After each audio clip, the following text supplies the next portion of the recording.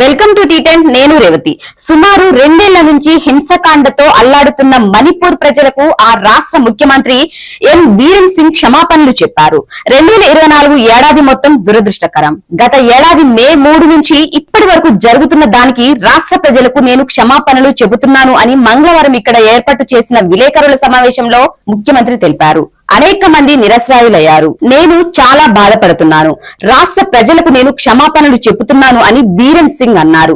కొన్ని నెలల నుంచి పరిస్థితి మెరుగుపడుతుందని 2025లో సాధారణ పరిస్థితులు నెలకొంటాయనే ఆశాభావం వ్యక్తం చేశారు.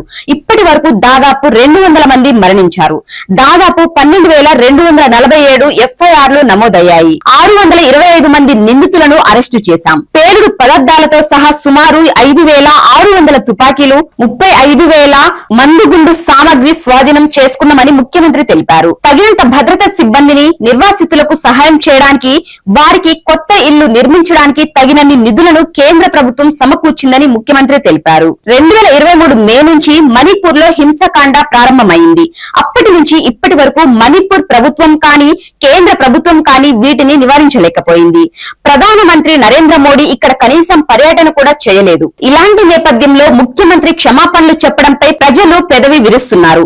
ముందు కనీసం కొత్త ఏడాదిలోనైనా హింసకాండకు అడ్డుకట్ట వేయాలని కోరుతున్నారు. దీనిపై మీ కామెంట్ తెలియజేయండి. ఇది వాళ్ళ టీవీ చూస్తూనే ఉండండి టీ10.